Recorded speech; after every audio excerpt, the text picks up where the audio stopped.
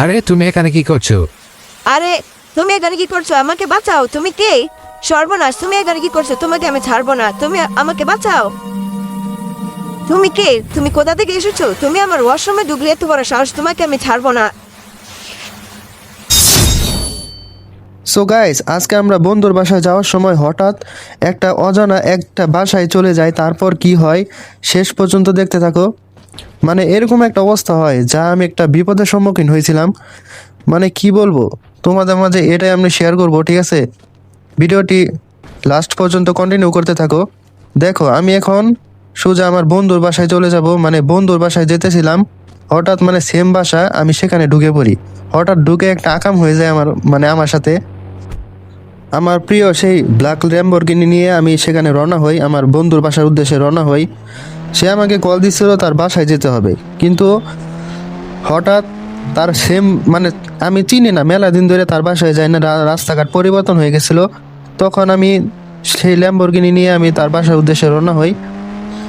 তারপর অনেক দূর যেতে যেতে হঠাৎ একটা বাসা আমার সামনে পড়ে। ঠিক আছে, তার বাসার মতোই, অনেক দিন আগে গেছিলাম তার বাসায়, কিন্তু এখন চিনি না, মানে অনেক কিছু পাল্টে গেছে, আপডেট হয়েছে, তার কারণে চিনতে পারতেছিলাম না।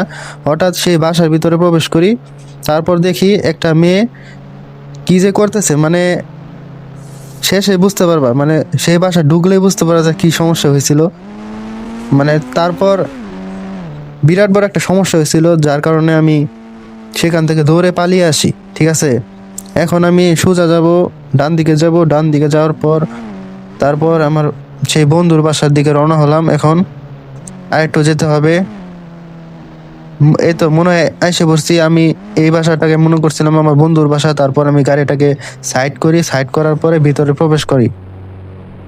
সো গাইস, অবশেষে আমার গাড়িটাকে সাইড করার পর আমি ভিতরে প্রবেশ করা শুরু করি। তারপর নিচে একটা রুম ছিল, সেই রুমটা জানি না কিসের জন্য, এখানে হয়তো গাড়ি মানে করে পার্কিং করে।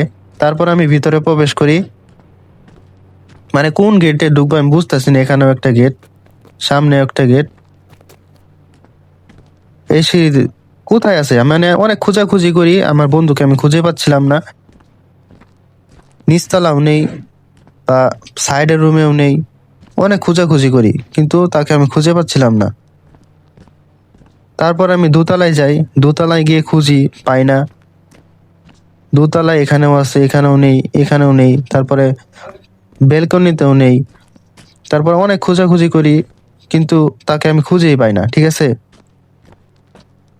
তারপর একটা ঘর বাকি ছিল, ওই কোন কর্নারের সাইডের ঘরটাকে বাকি ছিল। তারপর আমি যখনই ওই রুমের ভিতরে প্রবেশ করি তখনই দেখি সেই একটা মেয়ে সেখানে মানে গোসল করতেছে।